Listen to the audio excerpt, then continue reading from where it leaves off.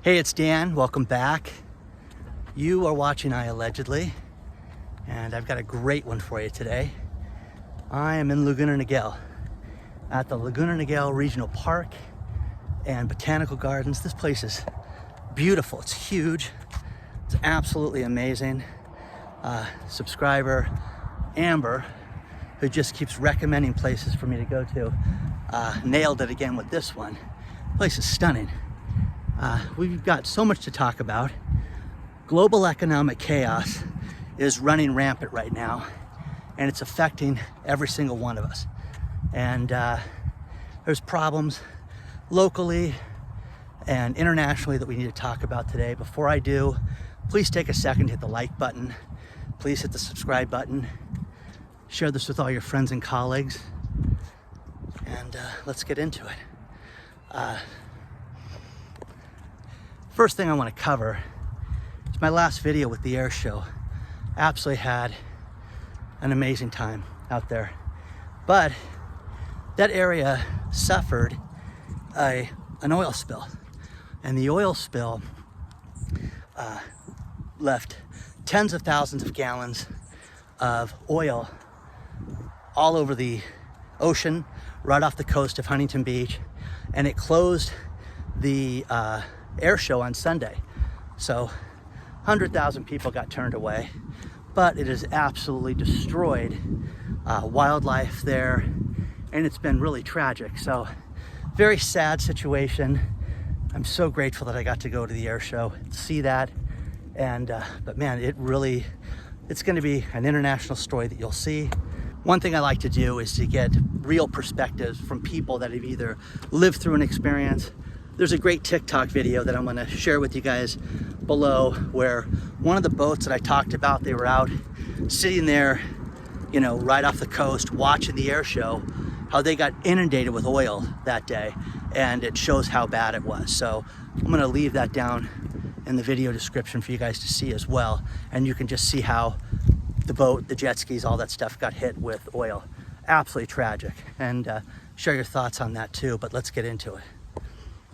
So much of our economy hinders on real estate, and there's real problems right now. And Scott Walters had the greatest line ever, and that is, never in history have banks had to pull the reins back and not go after distressed properties. Think about this. Name another time in history, other than the health crisis, when they stopped foreclosures. Because I can't. Yes, there's been tidbits here and there, but not for 19 months. Just haven't done it. So for the first time ever, the banks were told to back off. Here's the rose garden. This is a real problem because all bets are off now, guys. The affordability of real estate is at the highest level it's been since 2008. Now, there's a great story out of Wall Street Journal talking about the average person has to spend at least, a third of their income for the average family on real estate right now. Okay? It hasn't been that high since 2008. And again, the banks, as of October 1st, they have been told you can go after the properties now. So we are going to see such amazing, you're going to see something that you've never seen before. There's going to be a huge glut of inventory. Got to talk to Scott personally again. Again, Scott Walters is a brilliant guy, great businessman, love his insight, but here's a realtor who's been around the block. He's not somebody that was doing it for the last 5 years, has never seen inflation, didn't see 2008. This guy lived through it, the good and the bad, and knows all about it. And with that, he's seen people, good clients, get out of properties. He's got a great channel here on YouTube that I highly recommend that you guys go check out, because his insight and his knowledge is, second to none. So check that out. But I'm very grateful that he's a friend, very grateful for his insight. But we're going to see such a glut of properties go up for sale right now, unlike anything we've seen in history. Once the banks are given the green light to go after these distressed properties, it's going to be foreclosure festival. And I'm not making light of it, Oh, I'm not making a joke. It is just going to be a glut of real estate. And for you to think, oh, this will be a good thing, there'll be more inventory, prices will skyrocket. No way. You know, Scott brings up such a great point in his videos, and that is, what is your house worth? And could you rent your house today for what the payment is? Now, that being said, you know, I have a friend, lives in Huntington Beach, and she rents her house for $3,200. Nice house, okay? No big deal, just a nice tract house. Next door, the house is $1 million. Well, that house payment, if they put 20% down, you add the taxes, you add the insurance, everything you're supposed to add up, because everybody thinks when you buy a house, all you worry about is principal and interest. That's nonsense. You've got taxes, you've got insurance, and with that, you're gonna have a $6,000 a month payment.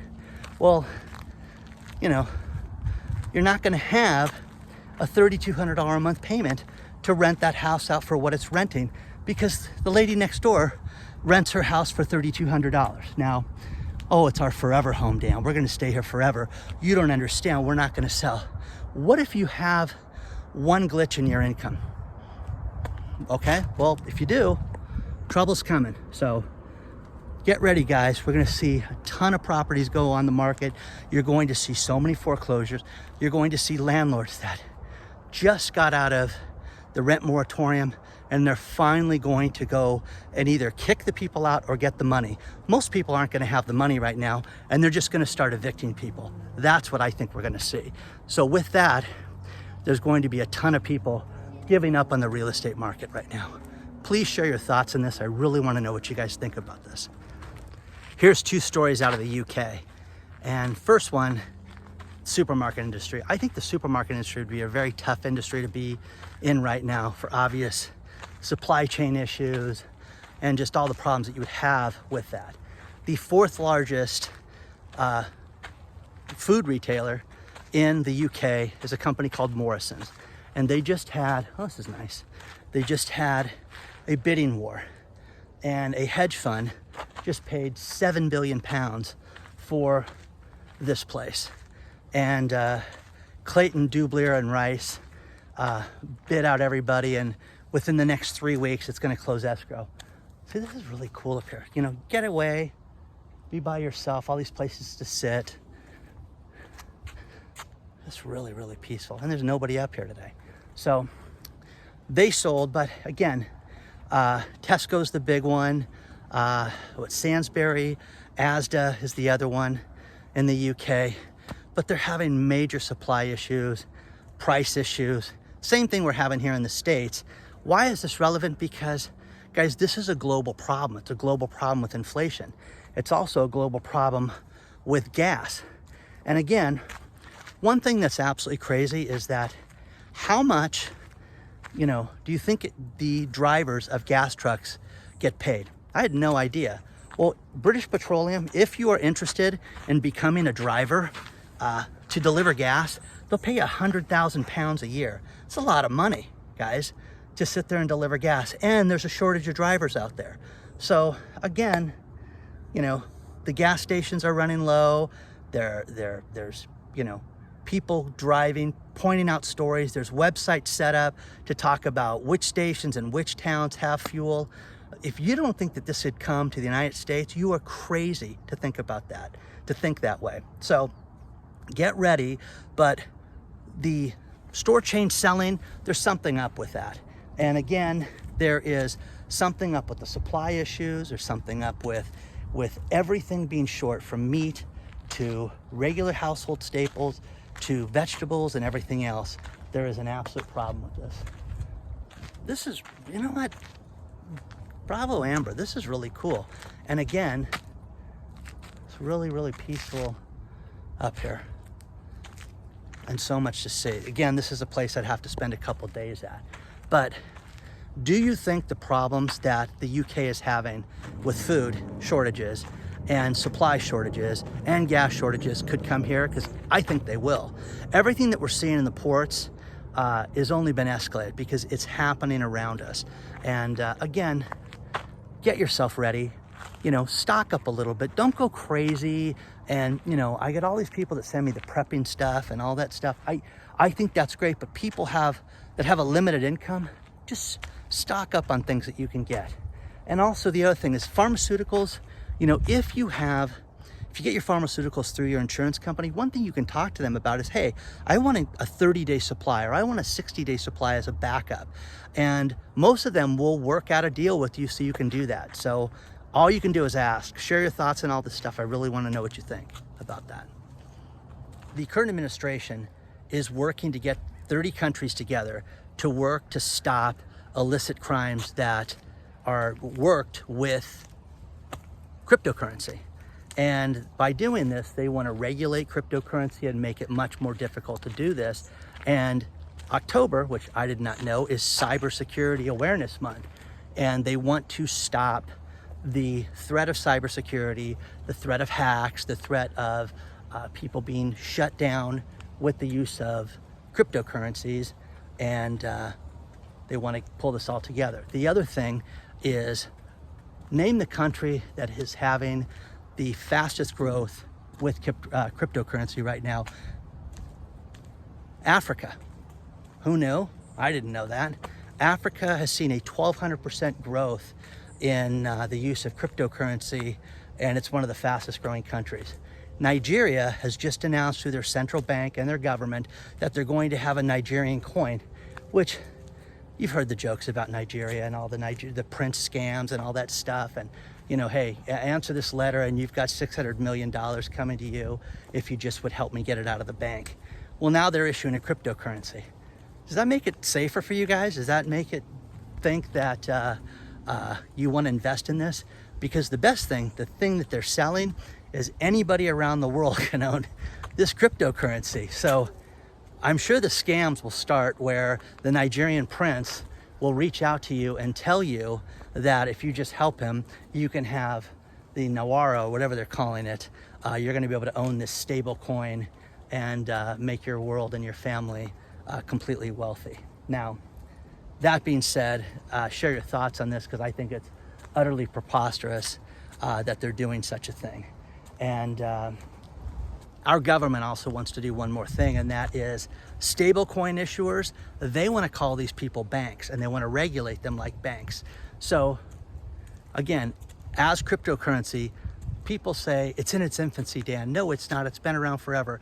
You get the arguments back and forth, but the current administration, including the Fed, especially the Fed, wants to regulate this and have these stable coins be called banks. Okay, so regulation is coming, and I really want you guys to share your thoughts on this as to if you think that there's going to be huge regulation in cryptocurrencies, because I think there's going to be massive regulation coming sooner than later. Wouldn't it be nice to own a company here in the United States where you got government subsidies, they encourage people to buy your product, you got tax incentives, got all this stuff? Well, Tesla just announced in the latest quarter that it sold 241,300 cars. Pretty impressive, guys. Absolutely impressive. It's 100,000 more cars than they did the same quarter of last year. You can't argue with that. You people must really love a car payment, but clearly people went out there and bought Teslas. And it's crazy. I don't get the fascination with these things. I think about today and how much driving I did today, and thinking about charging that thing, it would be nuts, okay? So that's just me. To give you an idea, GM, which is the largest car manufacturer in the world, they only sold 446,000 cars in the last quarter, and that's a 33% drop. So stories below, you guys can take a look at it. But we also got a quote. I'm gonna go up these stairs. I don't know what this is, where this is gonna take me, but Elon Musk was also quoted saying that the US needs to double its output of electricity to meet the demanding car market for EV cars. Okay. Imagine if you were a pasta manufacturer and you said, the world needs more flour, good flour, so we can make good pasta. Okay, so thanks, Elon. Okay, and again, I don't get the fascination with these cars. You know, the Lucid, the 500 mile output car that just got announced is so outrageous and so expensive that you could buy 50 of my cars for the price of that thing. So share your thoughts on that. I don't get the fascination with Tesla. I don't get many Tesla owners calling me. I just get the electric vehicle people that write me and tell me how fantastic it is, but they don't say that they own a Tesla. So if you own a Tesla, tell me about this, okay? How long have you had it? When did you get it? You know, how big's your car payment? Do you enjoy that every month? Share your thoughts. The supply chain problem internationally has affected these 6 huge economies. And that is us here in the United States, Russia, Germany, the UK, China, and Australia. They're all seeing pretty much the same problems as far as food prices, fuel prices. Germany has no coal. Germany production based on coal. They're having massive coal shortages. And again, we're getting bits and pieces of this through different news medias and different outlets. But this is a huge problem, guys. These economies are getting destroyed. Doesn't matter if you rely on solar and the sun isn't shining and you can't produce things because of solar, then production's down. Well, that's the problem that they're having in Germany right now, is that a lack of coal. And as some of these places enter winter, it's even going to get worse for them because they just cannot compete and they cannot get product internationally.